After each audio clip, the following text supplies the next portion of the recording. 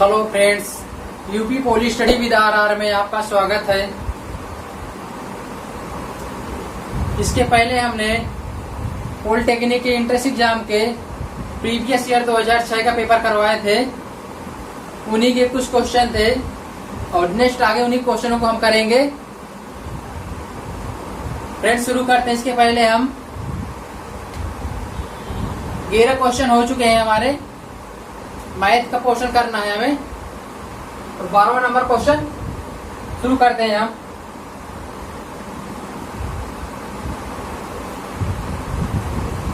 Question आपको screen पे दिखा दिया गया है और क्वेश्चन में पढ़े भी दे रहा हूं। 8/125 की पावर माइनस 4/3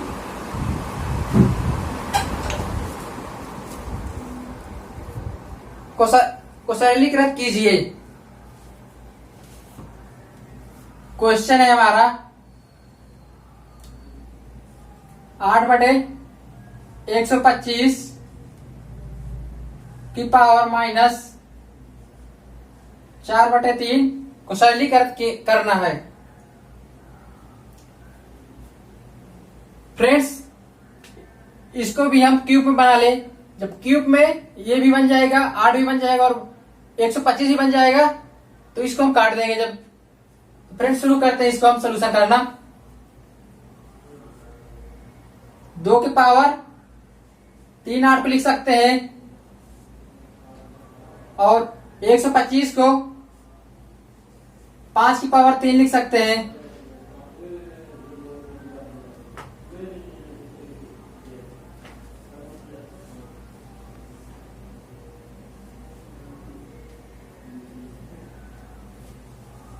अब फ्रेंड्स से पावर लगी तो इसको हम मंझला कोष्टक लगाकर पावर लिख देंगे।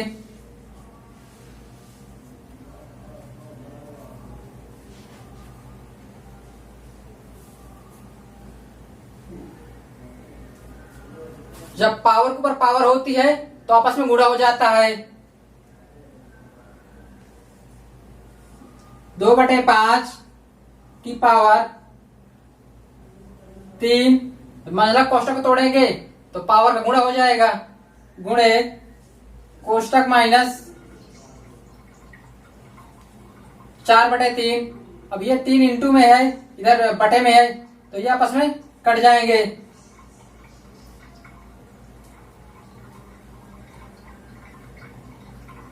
तो अब इसका नीचे आ जाएगा 2/5 माइनस पावर में 4। फ्रेंड्स, अब इसको इधर सोल्यूशन करते हैं आगे इसका। जब पावर माइनस की होती है और संख्या बटे में दी हो तो संख्याओं के हर को अंश और अंश को हर बना देंगे और माइनस जगह प्लस चिन्ह कर देंगे। तो 5/2 कर देंगे। हर को अंश में और अंश को हर में लिख दिया और पावर प्लस ही कर दिया। अब 5 की पावर 4 बार करेंगे तो आएगा हमें 625। और 2 की पावर 4 करेंगे तो आ जाएगा 16। फ्रेंड्स, यही आंसर होगा हमारा। नोट कर लीजिए, इसका शॉर्ट स्क्रीन भी ले लीजिएगा। नेक्स्ट क्वेश्चन लेते हैं।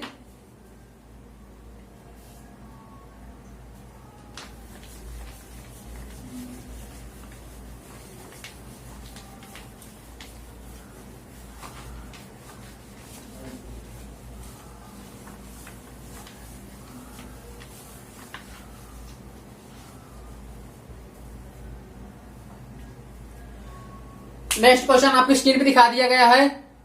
क्वेश्चन में पढ़े भी दे रहा हूं।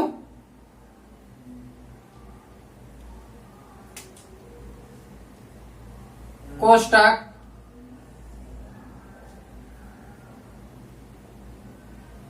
फिर मंझला कोष्टक है, फिर छोटा कोष्टक है।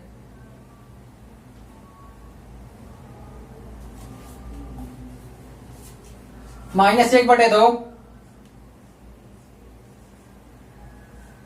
कोष्टक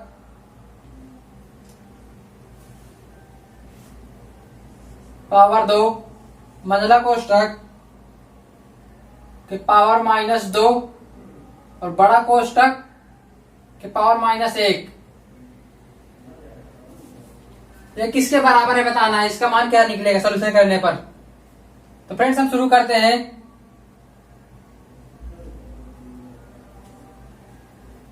जब पावर के ऊपर पावर होती है तो पावर का आपस में गुणा हो जाता है। तो पहले बड़ा कोष्टक तोड़ेंगे तो हमारे पास मंझला कोष्टक बचेगा और छोटा कोष्टक बचेगा और -1/2 छोटा कोष्टक पावर 2 है और मंझला कोष्टक। जब इन दोनों का गुणा होगा आपस में -2 गुणे -1 तो माइनस माइनस प्लस हो जाएगा, प्लस की पावर 2 आ जाएगी।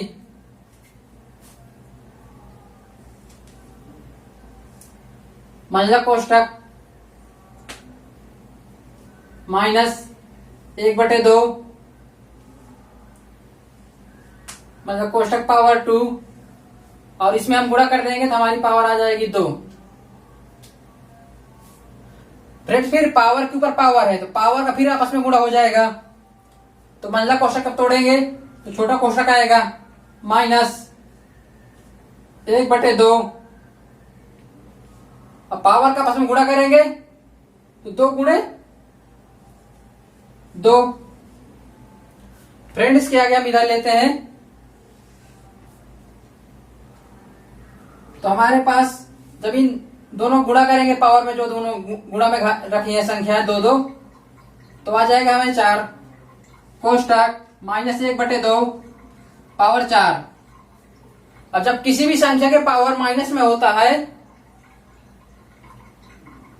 तो उसका मान हमेशा प्लस में ही आएगा। नहीं, जब किसी भी संख्या की पावर प्लस में होती है तो माइनस की संख्या अंदर भी हो तब भी प्लस ही आएगा। तो जब इसका अंदर पावर करेंगे 4 बार 2 की तो आ जाएगा 1/16। यही हमारा आंसर होगा। नोट कर लीजिए फ्रेंड्स, मैं आपको इसको दोबारा समझा भी दे रहा हूं। सबसे पहले हमें मंझला कोष्टक मतलब सबसे बड़ा वाला कोष्टक तोड़ेंगे जो बाहर लगा है। तो घात पर घात होगा तो घातों का आपस में गुणा हो जाएगा। तो इन दोनों गुणा कर दिया यहां से हम और अंदर का पोर्शन वैसे ही रख दिया। फ्रेंड्स इसको भी अंदर का पोर्शन उतार लिया और इधर गुणा किया तो प्लस का 2 आ गया। अब जब इस फिर घात के ऊपर घात है तो फिर आपस में गुणा हो जाएगा। तो हमने अंदर का पोर्शन वैसे रख दिया और घात का फिर आपस में गुणा कर दिया। जब घात गुणा किया तो घात हमारी 4 आ गई। जब घात प्लस की हो, अंदर संख्या कैसी भी हो सकती है माइनस प्लस में, तो हमारा जो आंसर आएगा हमेशा प्लस में ही आएगा। और इस पावर 4 है तो 1/2 की पावर 4 कर दिया तो आगे हमारे 1/16। नोट कर लीजिए फ्रेंड्स। नेक्स्ट क्वेश्चन लेते हैं।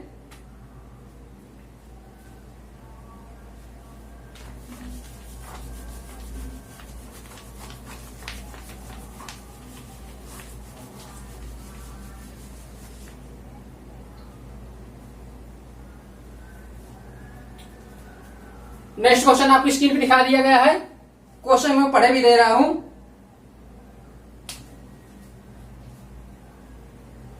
यदि log 10 2 बराबर 0.3010 हो तो log 2 10 का मान बताना है।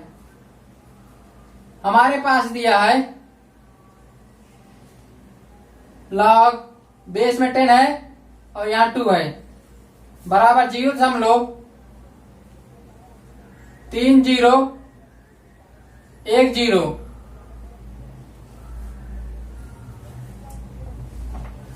और हमें ज्ञात करना है log बेस में 2 और यहाँ पे 2 की जगह 10, ये हमें याद करना है। तो हम इसको पहले करते हैं। जब कोई बेस वाले को हम बटन भी लिख सकते हैं और जो इधर लिखा होता है इसको वैसे ही रख देंगे। log 2 बटे log 10 भी लिख सकते हैं।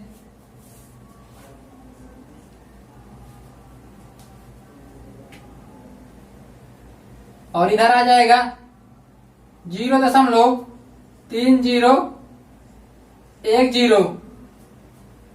यदि हम इसकी संख्या को पलट दें इधर, मतलब इस साइड का पोर्शन यदि हम पलट दें, हर अंश को हर कर दें, तो इधर का भी मान वैसे ही पलट जाएगा। तो हम इधर log 10 कर देते हैं बटे log 2 कर देंगे। इधर हर को अंश और अंश को हर कर दिया तो इधर भी 1 बटे में आ जाएगा। 0.3010। फ्रेंड्स, यदि हमारे इस रूप में लिखा है तो हम इसको बटे में लिख सकते हैं, तो बटे में है तो इसको इस रूप में भी लिख सकते हैं। तो जो ऊपर होता है उसको बराबर में और जो नीचे होता है उसको बेस में रखते हैं। तो आ जाएगा log 10 बेस 2 बराबर 1/03010। फ्रेंड्स, दशमलव हमें हटाना है तो उतने जितने दशमलव बाद इधर अंक होंगे उतने 0 लगा सकते हैं। तो log बेस 2 10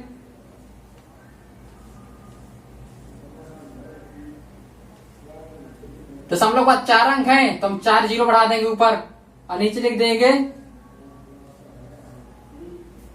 1 0 से 1 0 कट जाएगा। तो हमारे पास बचेगा log 10 to 1000 बटे 301। फ्रेंड्स, यही हमारा आंसर होगा। नोट कर लीजिए।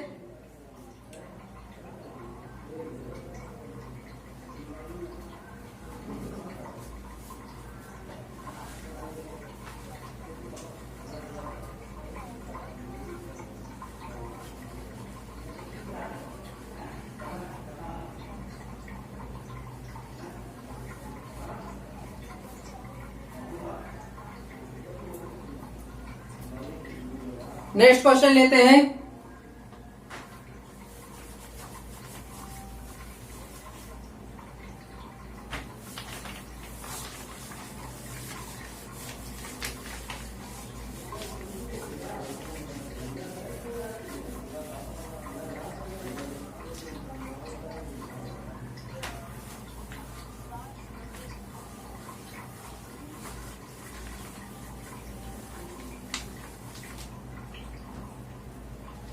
नेक्स्ट क्वेश्चन लेते हैं।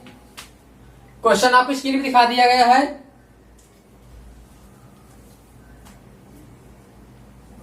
√2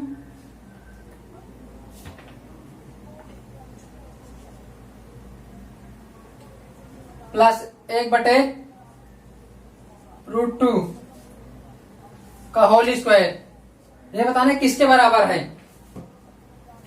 तो हम इसका होल स्क्वायर तोड़ देंगे। होल स्क्वायर वाला फार्मूला होता है a² plus b² plus 2ab के आधार पे। तो a की जगह आ जाएगा 2 का स्क्वायर प्लस 1/2 का स्क्वायर प्लस 2 गुणे √2/1/√2। फ्रेंड्स, जब इसका सोल्यूशन करेंगे तो इसका √ हट जाएगा, इसका मान 2 आ जाएगा और इसका भी होगा तो 1/2 आ जाएगा। इधर ये रूट से ये रूट बटे में है और गुणा में है तो कट जाएंगे।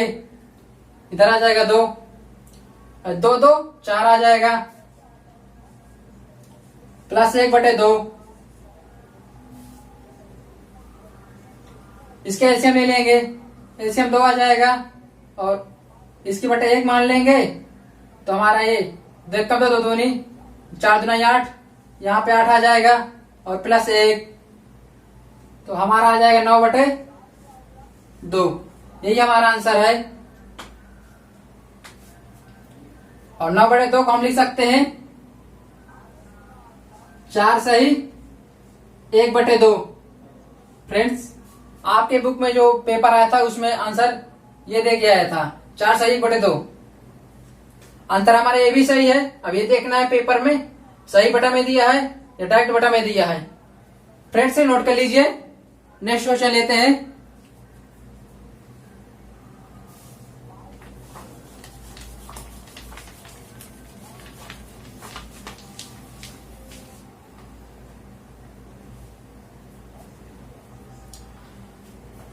क्वेश्चन आपको दिखा दिया गया है स्क्रीन पे। मैं क्वेश्चन पढ़े भी दे रहा हूं। यदि दो संख्याओं का गुणनफल 2160 है और उनका महत्तम समापवर्तक 6 है तो महत्तम समापवर्तक और लघुत्तम समापवर्तक का अनुपात क्या होगा? दो संख्याओं का गुणनफल 2160 दिए है।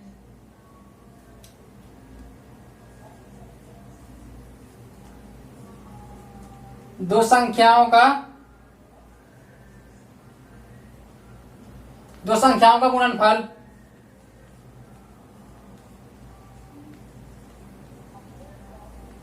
तो संख्याओं का गुणनफल 2160 दिए है और हमारा मासा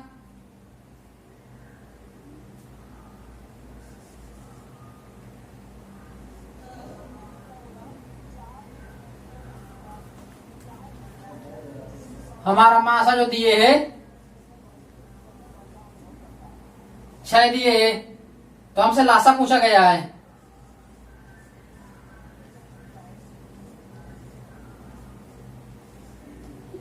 हमें लासा बताना है तो फार्मूला होता है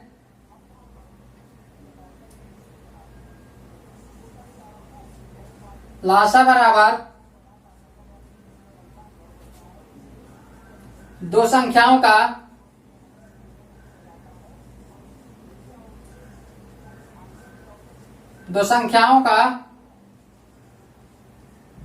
गुणनफल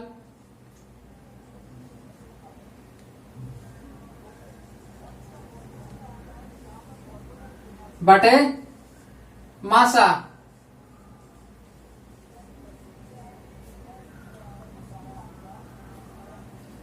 संख्याओं का गुणनफल दिए है 2160 और हमें मासा दिया है 6, तो 6 से भाग दे देंगे। 6 से भाग दिया 21 में 36 का 18 3 आया और बचा हमारे पास 3, तो हो गए 36। छाछंग 36 और 0 वैसे ही आ जाएगा। हमारे पास जो आएगा लघुत्तम समापवर्तक 360। फ्रेंड्स नोट कर लीजिए, यह हमारा फार्मूला है। इस फार्मूला को आप याद कर लीजिएगा क्योंकि इस प्रकार के जितने क्वेश्चन होंगे इस फार्मूला से बन जाएंगे। नेक्स्ट क्वेश्चन लेते हैं।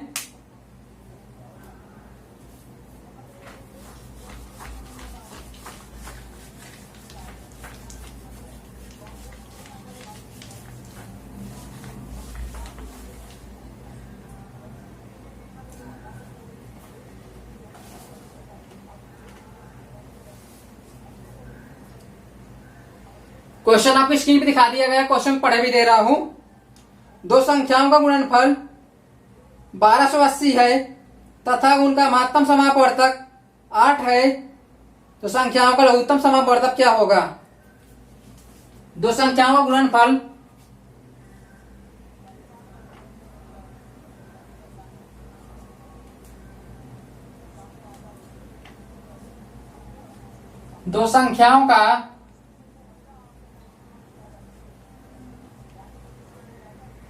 दो संख्याओं का गुणनफल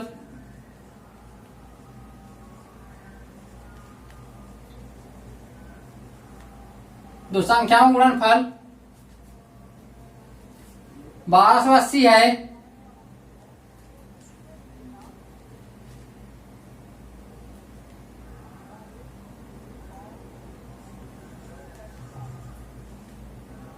और उसका मासा 8 दिए है, महत्तम समापवर्तक, तो हमें लासा बताना है। तो लासा बराबर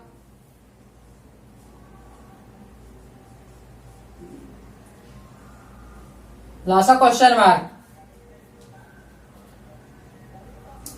तो लासा बराबर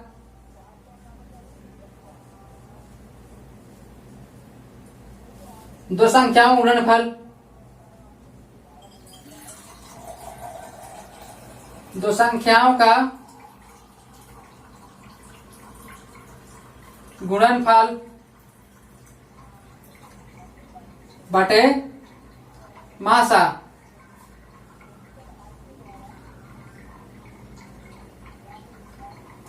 संख्याओं गुणनफल दिए है 1280 और मासा दिए है 8। 8 से डिवाइड कर देंगे, 8 का भाग दिए 12 में, एक बार गया और बचा 4 और 4 8 को उतार लिए तो हो गया 48। तो 8 संग 48 और 0 को ऐसे उतार दिए तो हमारा तो लासा होगा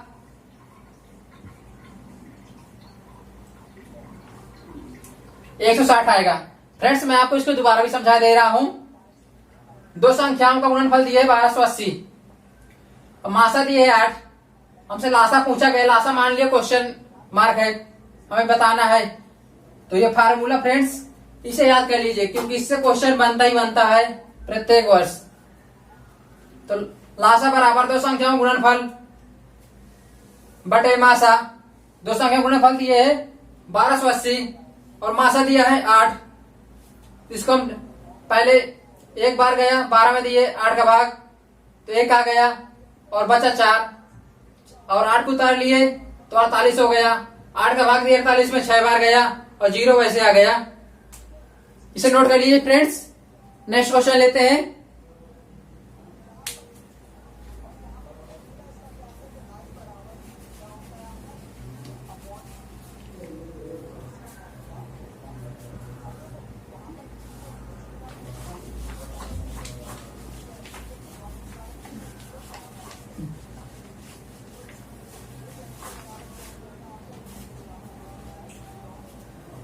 नेक्स्ट क्वेश्चन आपको स्क्रीन पे दिखा दिया गया है। क्वेश्चन में पढ़े भी दे रहा हूं।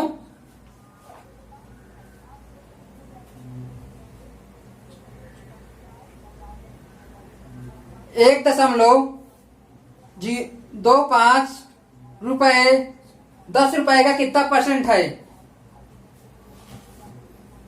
हमें बताना है।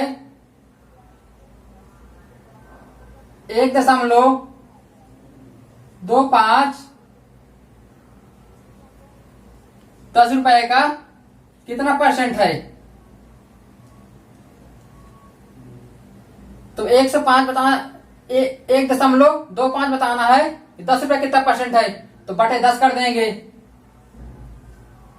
और गुणे 100 कर देंगे परसेंटेज निकालने के लिए।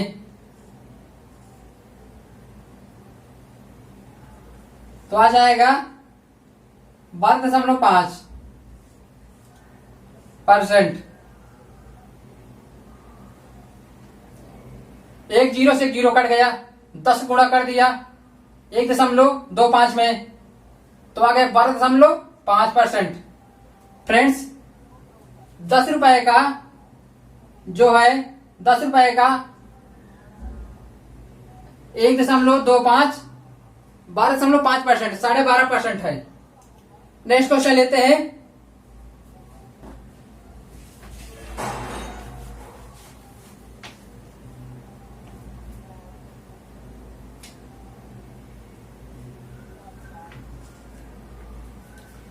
क्वेश्चन नंबर 19 है।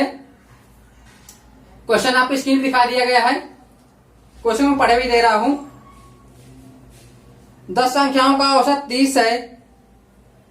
तदनुसार यदि प्रत्येक संख्या में 5 जोड़ दिया जाए तो नया औसत क्या होगा। 10 संख्याओं का औसत दिया है 30। यदि प्रत्येक में 5 जोड़ दिया जाए तो नया औसत क्या होगा, ये प्रत्येक संख्या में जोड़ा जाएगा तो हम सीधा एवरेज में 5 जोड़ देंगे, तो नेक्स्ट स्टेप में +5 कर देंगे। तो नया औसत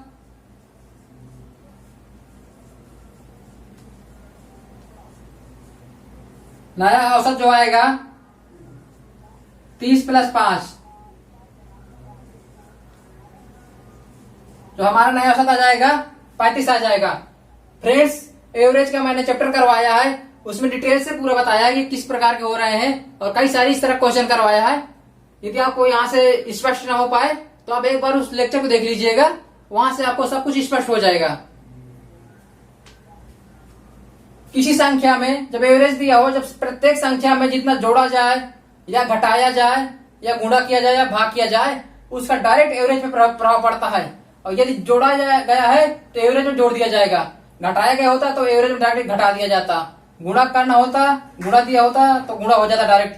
मतलब डायरेक्ट एवरेज पे उसका इफेक्ट पड़ना है, इसलिए एवरेज पे ही निकाल देते हैं तुरंत। नेक्स्ट क्वेश्चन लेते हैं।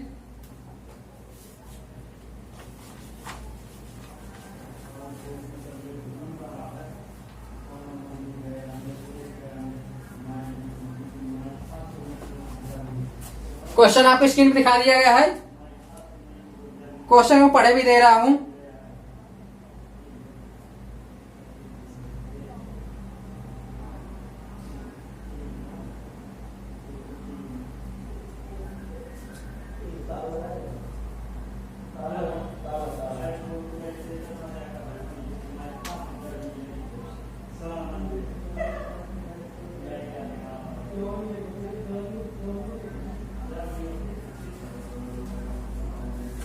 एक त्रिभुज की भुजाएं 1/4 कामा 1/6 नहीं 1/4 अनुपात 1/6 अनुपात 1/8 अनुपात में है और उनका परिमाप 51 सेंटीमीटर है।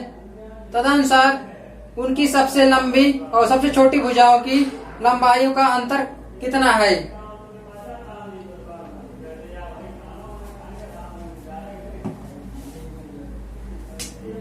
हमें भुजाओं का अनुपात दिए है 1/4, 1/6, 1/8। हम जो भी संख्या दिया है इसका निकालेंगे पहले एलसीएम। मैं साइड में एलसीएम बता दे रहा हूं कैसे निकालना है। 4, 6, 8। पहले 2 से काटेंगे, 2 आ जाएगा, 3 आ जाएगा और 4 आ जाएगा। फिर 2 से काटेंगे, 1 आ जाएगा, 3 आएगा, 2 आएगा। फिर 2 से काटेंगे, 1 आएगा, 3 आएगा, 1 आएगा। फिर 3 से काटेंगे, 1 आएगा, 1 आएगा, 1 आएगा। तो फ्रेंड्स अब इन तीनों का सभी गुणा कर देंगे। 2 दूनी 4, 2 8, 24। तो हमारा एलसीएम है 24। फ्रेंड्स 24 से गुणा कर देंगे प्रत्येक संख्या के अंश पे।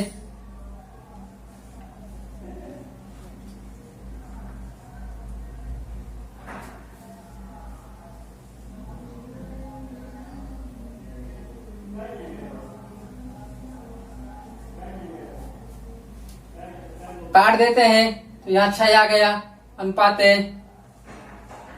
4 आ गया, अनुपात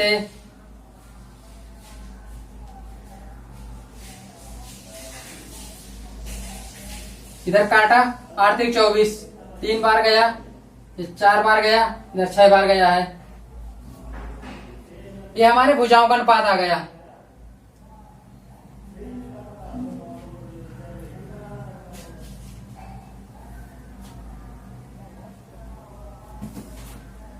और हमें परिमाप दिया है 51।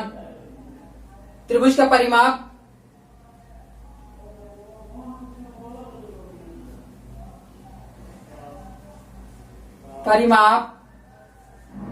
किसी भी चीज का परिमाप उनकी सही भुजाओं का योग होता है। तो हम सभी में अनुपात हटाएंगे तो x मानकर सभी को जोड़ देंगे। 6x, 4x और 3x और परिमाप 91 दिए है, इसके जोड़ेंगे 6 4 10, 3 13, 13x आ गया। तो हम x का मान निकाल लेंगे, इधर काट दिए। 13 7 91, x का मान आ गया 7। हमसे पूछा गया है सबसे बड़ी भुजा और सबसे छोटी भुजा का अंतर। एक 6x है, एक 3x है।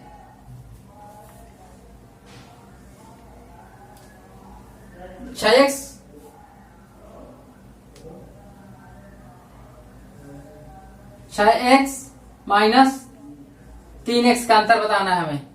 तो हम इनमें घटाएंगे तो हमारा आ जाएगा 3x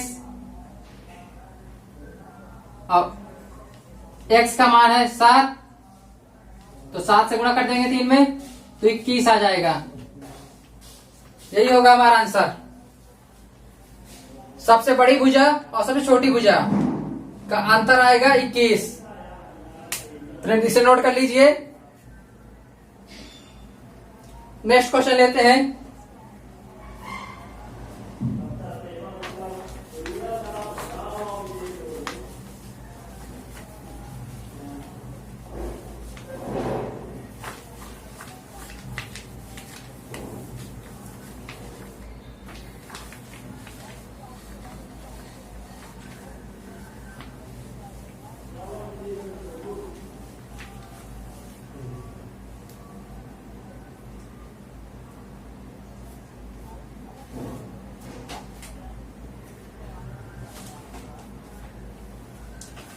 नेक्स्ट क्वेश्चन आपको स्क्रीन पे दिखा दिया गया है, क्वेश्चन में पढ़े भी दे रहा हूं।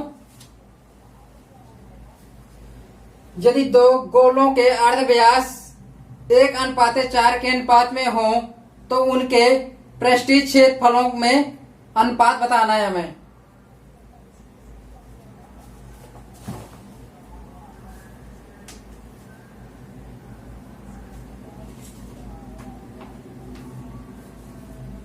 हमें दिया है त्रिज्याओं का अनुपात। अर्धव्यासी त्रिज्या होती है।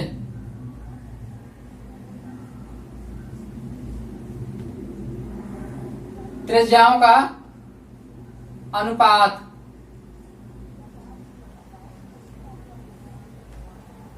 1:4 दिया है।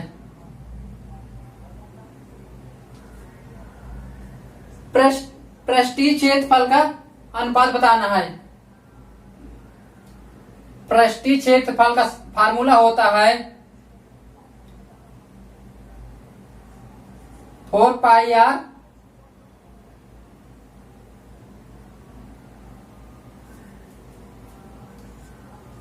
R1 अनुपात R2। हमें इतना दिया है और इसका पृष्ठीय क्षेत्रफल होता है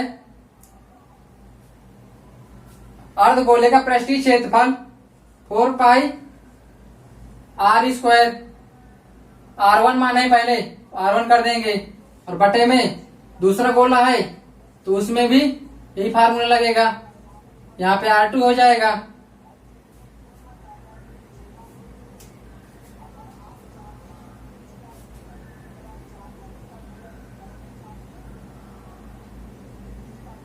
पृष्ठीय क्षेत्रफल है ये।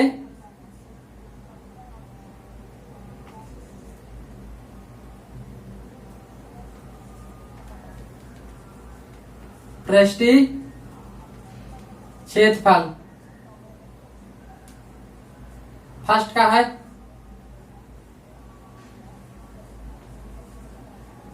पृष्ठीय क्षेत्रफल, सेकेंड का है। यहां पाई से पाई कट गया, 4 से 4 कट गया। R1 बटे R2 की पावर 2 कर सकते हैं, दोनों में पावर सेम है। R1 अनुपात है R2 का अनुपात दिया है 1:4।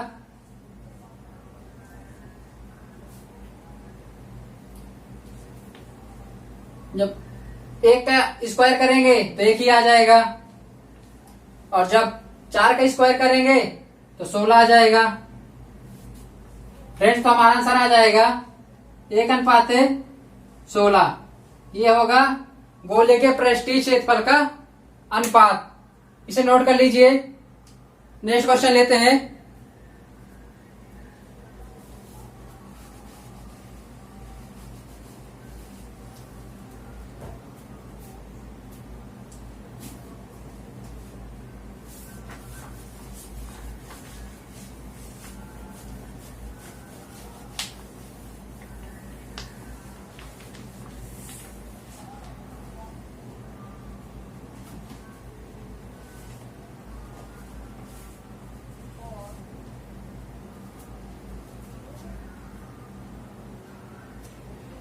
नेक्स्ट क्वेश्चन आपको स्क्रीन पे दिखा दिया गया है। मैं क्वेश्चन को पढ़े भी दे रहा हूं। दो वृत्तों के क्षेत्रफलों का अनुपात 4:7 है, तदनुसार उनकी त्रिज्याओं का अनुपात कितना होगा?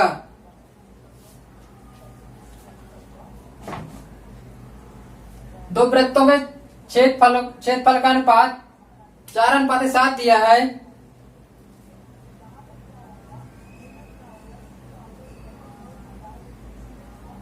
वृत्तों के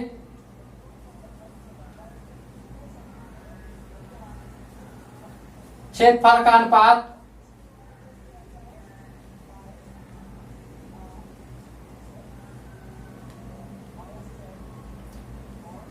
4:7 दिया है, तो उनकी त्रिज्याओं का अनुपात पूछा गया है। हमें इसका मान दिया है, वृत्त का क्षेत्रफल होता है πr²। दो वृत्त हैं तो पहले को R1 मान लेंगे, दूसरे को πr², इसको दूसरे को r की दूसरी त्रिज्या 2 मान लेंगे। तो इसका क्षेत्रफल हमें दिया है 4:7। यहां से पाई कैंसल, तो आएगा R1 का स्क्वायर बटे R2 का स्क्वायर बराबर 4/7। दोनों में सेम पावर है,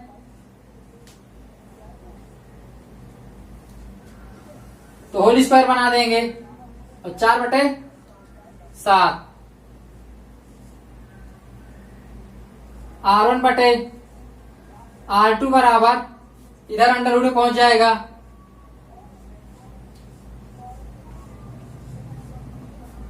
इधर का ये जो है स्क्वायर है, इधर रूट में बन जाएगा। स्क्वायर हटाएंगे तो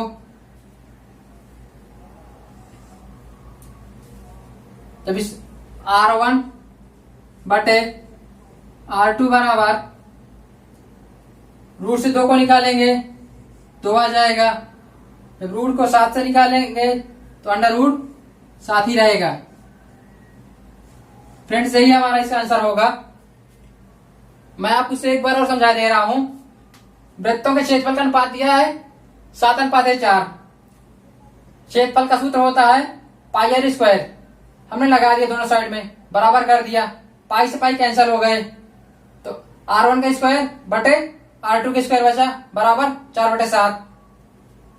R1 बटे R2 का होल स्क्वायर कर दिया, क्योंकि दोनों में पावर सेम है, बराबर 4/7 कर दिया।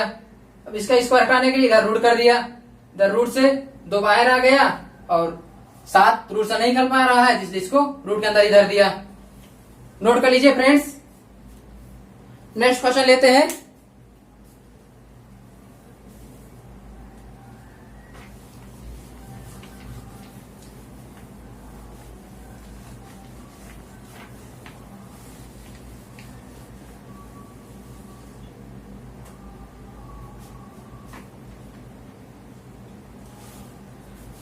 नेक्स्ट क्वेश्चन आपको स्क्रीन पे दिखा दिया गया है। क्वेश्चन को पढ़े भी दे रहा हूं। हर्ष की आयु 40 वर्ष और रित की आयु 60 वर्ष है। कितने वर्ष पहले उनकी आयु का अनुपात 3:5 था। हर्ष की आयु, हर्ष को हम H से लिखते हैं, 40 है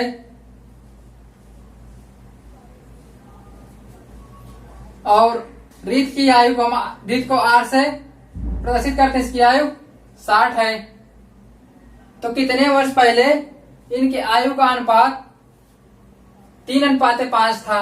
हम मानते हैं, माना 100 वर्ष पहले, माना 100 वर्ष पहले, माना 100 वर्ष पहले था, तो हम लिखेंगे पहले हर्ष के लिए, बाद में रित की, इसलिए पहले हर्ष की आयु लिखेंगे, बाद में रित की लिखेंगे। तो हर्ष की आयु माइनस 1 कर देंगे बटे रित की आयु माइनस x कर देंगे। 1 साल पहले इनकी आयु का अनुपात 3:5 था, हमने मान लिया। अब तिरका गुणा कर देंगे, इसका गुणा इधर और इसका गुणा इधर। 3 का गुणा किए 5 में, 5 का गुणा किए 40 में, तो आया 200, 5 को 20, 200 हो गया। और फिर 5 गुणा x में किए तो 5x आया, और बराबर में 3 गुणा 60 में किया तो 180 आया। फिर 3 गुणा x में किए तो 3x आया। अब x को एक साइड कर लेते हैं और संख्या को एक साइड कर लेते हैं, -5x, और 3 को इधर माइनस के इधर लाएंगे तो बराबर किस पर, तो प्लस का आ जाएगा, प्लस का 3x 180। अब इधर प्लस में है, बराबर किस साइड में जाएगा, तो माइनस का आ जाएगा 200। जब घटाएंगे तो माइनस संख्या ज्यादा है तो माइनस का आ जाएगा 2x, और इधर हमें माइनस संख्या ज्यादा तो माइनस में प्लस वाले घटाएंगे, तो 200 में 180 घटाएंगे तो 20 आ जाएगा। 2 को काट दिए 20, 2 को 2 से काट दिए 20 को, तो हमारा x का मान आ गया 10।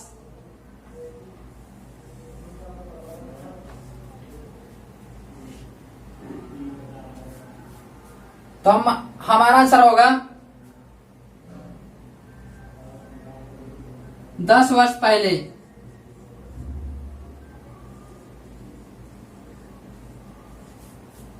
दस वर्ष पहले इनका अनुपात रहा है 3:5। यही हमारा आंसर है। नोट कर लीजिए फ्रेंड्स। नेक्स्ट क्वेश्चन लेते हैं।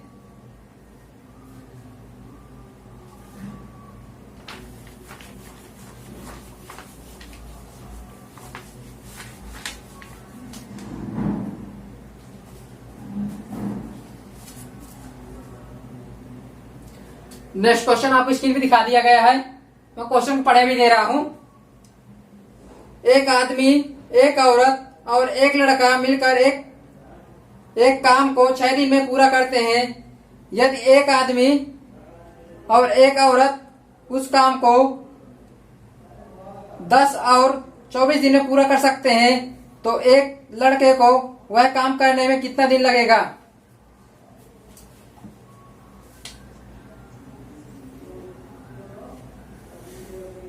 यहां पे दिया है man plus female plus child, तीनों मिलकर करते हैं तो कार को 6 दिन में कर देते हैं। जब खाली मैन अकेले करता है तो 10 दिन में कर डालता है, और जब फीमेल अकेले करती है तो 24 दिन लगाती है उसी कार को करने में। हम इन सभी का ले लेंगे एलसीएम।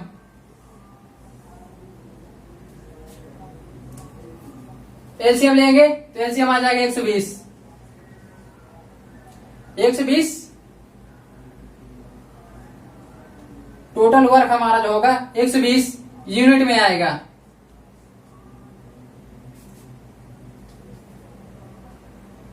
छह का भाग दिए 120 में तो आएगा 20, 10 का भाग देंगे तो आएगा 12, और 24 का भाग देंगे तो आएगा 5। तीनों की क्षमता दे दिया। ये जो आया 20 है, तीनों की क्षमता है, ये मैन की क्षमता है, औरत की क्षमता है। हमें निकालना है चाइल्ड की क्षमता। हमारे पास आया मैन की क्षमता प्लस फीमेल की क्षमता प्लस चाइल्ड की क्षमता मिलाकर 20। खाली मैन एम का मान दिए है 12 और औरत के दिया है 5। बच्चे का निकालना कितने काम को पूरा करेगा, बराबर 20। तो सी का मान निकालेंगे यहां से 12 5 17, बराबर कुछ साइड में जाएगा 17, प्लस में इधर माइनस में आ जाएगा। तो सी का मान आ जाएगा 3। सी की क्षमता है एक दिन में करने की 3। तो इसको पूरा काम करने में कितना समय लगेगा? तो टोटल वर्क हमारा 120 है, तो लड़के को कार्य पूरा करने में लगा समय, लड़के को कार्य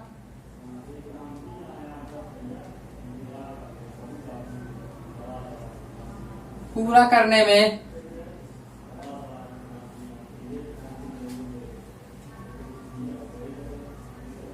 लगा समय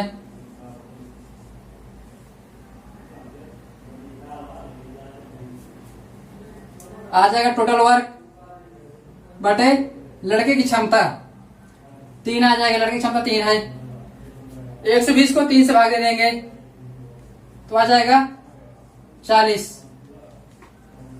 दिन।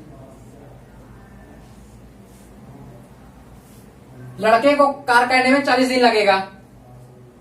फ्रेंड से नोट कर लीजिए, वर्क एंड टाइम का मैंने पूरा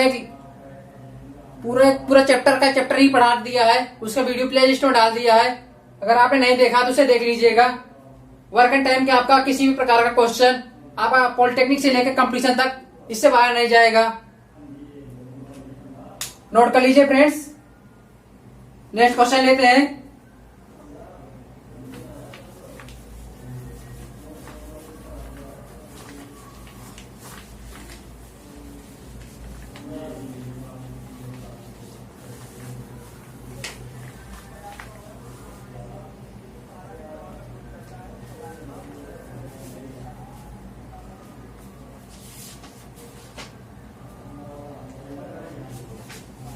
नेक्स्ट क्वेश्चन आपको स्क्रीन में दिखा दिया गया है।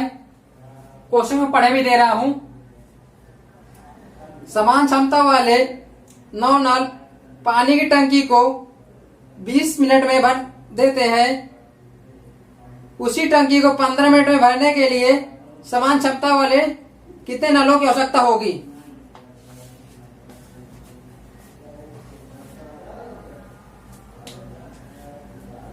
नौ नल टंकी को 20 मिनट में भर देते हैं तो हमारे पास पूरा क्षमता आ जाएगी जो भी है। और हमें नहीं पता कितने नल,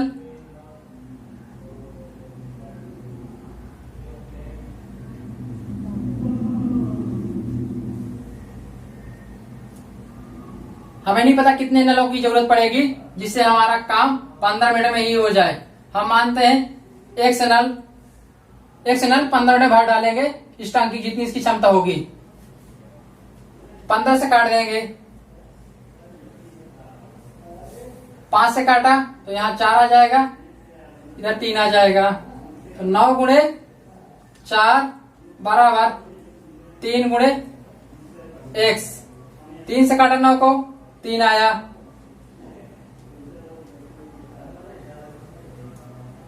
3 × 4 बराबर x के, तो x बराबर 4 × 12।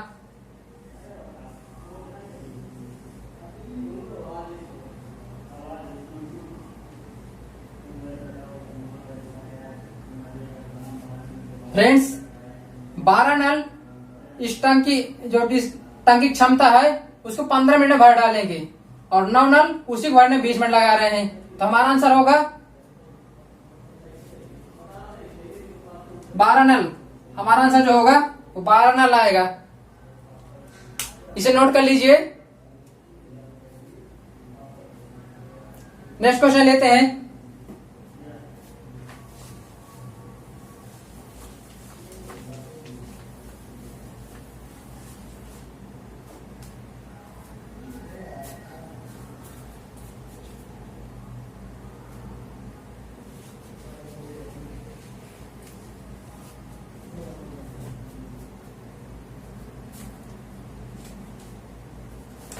नेक्स्ट क्वेश्चन आपको स्क्रीन पे दिखा दिया गया है, मैं क्वेश्चन पढ़े भी दे रहा हूं। ये 10 मीटर लंबी किसी रेलगाड़ी की चाल 144 किलोमीटर पर घंटा है, तो वह रेलगाड़ी एक बिजली खंभे को पार करने में कितना समय लेगी?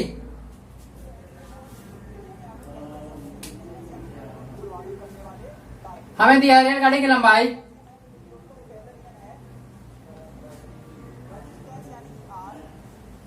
रेलगाड़ी की लंबाई 100 मीटर दिए है और रेलगाड़ी की चाल दिए है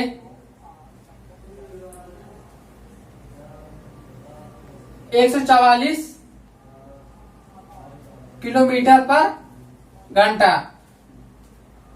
रेलगाड़ी की लंबाई मीटर में दिए है और चाल घंटा में दिए है, किलोमीटर पर घंटा में, तो हम इसको भी मीटर में बना लेंगे।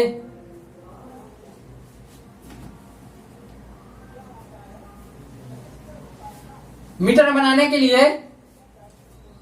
5/18 से गुणा कर देंगे डायरेक्ट शॉर्ट ट्रिक में, बाकी बेसिक रूप से चेंज करेंगे बहुत लॉन्ग हो जाएगा।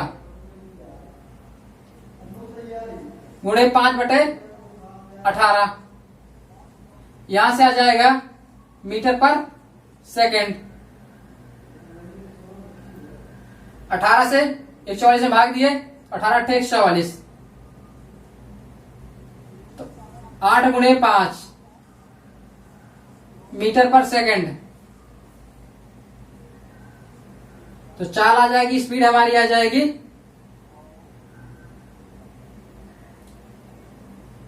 40 मीटर पर सेकेंड। तो समय निकालना है,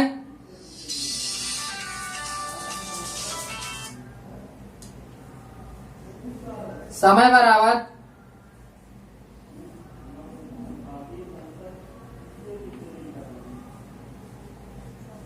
दूरी बटे चाल।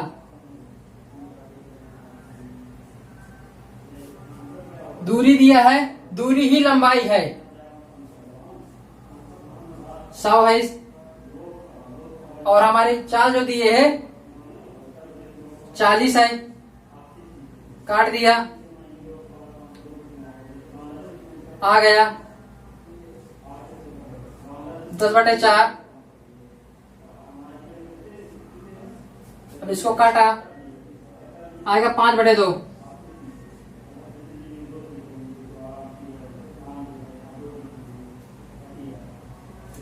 पांच बटे दो को हम ढाई भी लिख सकते हैं, सेकेंड। फ्रेंड्स, जो आपका पेपर आया था उसमें 2.5 सेकेंड मतलब पॉइंट में दिए था, बटे में नहीं दिए था। इसे नोट कर लीजिए फ्रेंड्स। इसे ध्यान रखिएगा, जब हमें बड़ा से छोटा बनाना है तो हमेशा छोटा वाला ऊपर रहेगा और बड़ा वाला नीचे रहेगा। जब हमें मीटर पर सेकेंड से किलोमीटर घंटा में बनाएंगे तो 18 को ऊपर रखना है, 5 को नीचे रखना है। आप इसे ध्यान कीजिएगा इसमें, क्योंकि इसमें अक्सर मिस्टेक हो जाती है। नेक्स्ट क्वेश्चन लेते हैं।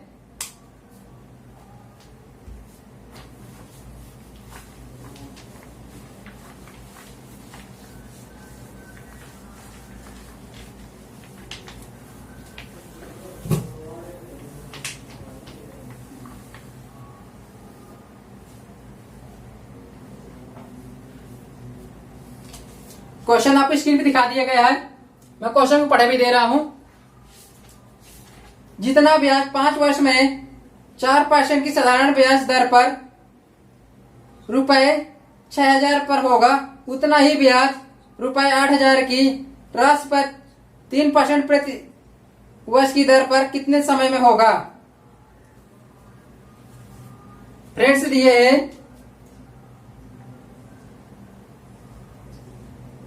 6,000 में 6,000 का 5%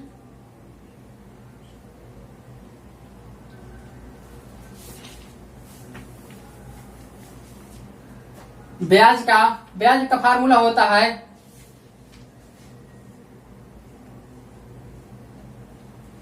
साधारण ब्याज का फार्मूला होता है मूलधन गुणे दर गुणे समय।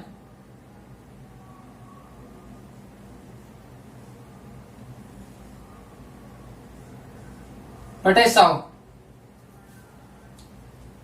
फ्रेंड्स हमारे पास मूलधन दिए है 6,000 और दर दिए है 4% और समय दिए है 5 वर्ष, बटे 100 आ जाएगा। और बोला है कि जब 8,000 वाली राशि पर 3% ब्याज दर हो तो कितने वर्ष में इसका ब्याज दोनों का बराबर होगा। ब्याज बराबर कहा तो हम ब्याज की जगह बराबर कर दिया। इसमें समय पूछे है, ब्याज बराबर होना दोनों का। 3 से 0, तीनों 0 कट गए दोनों साइड के। 100 से 100 कट गया तो आएगा 6 गुणे 4 गुणे 5 बराबर 8 गुणे 3 गुणे x। 4 से काट दिए 8 को, 2 बार में गया, और 3 से काट दिए 6 को, 2 बार में गया, तो आ जाएगा 2 गुणे 5, इधर उस साइड में आ जाएगा 2 गुणे x। 2 से 2 कट गया तो x बराबर आ जाएगा 5। तो हमारा जो 5 वर्ष बाद जो हमारे टाइम है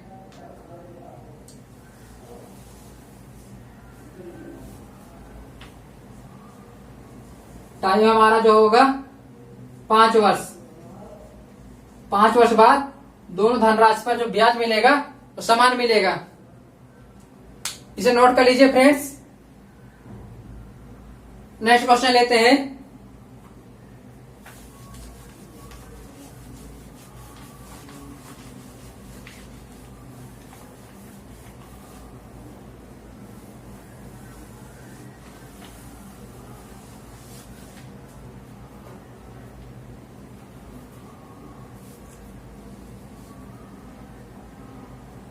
नेक्स्ट क्वेश्चन आपको स्क्रीन पे दिखा दिया गया है, क्वेश्चन पढ़े भी दे रहा हूं। 1,000 की धनराशि 10% वार्षिक दर पर प्रति वर्ष चक्रवृद्धि जोड़ने पर कितने समय में 1,331 रुपए हो जाएगी।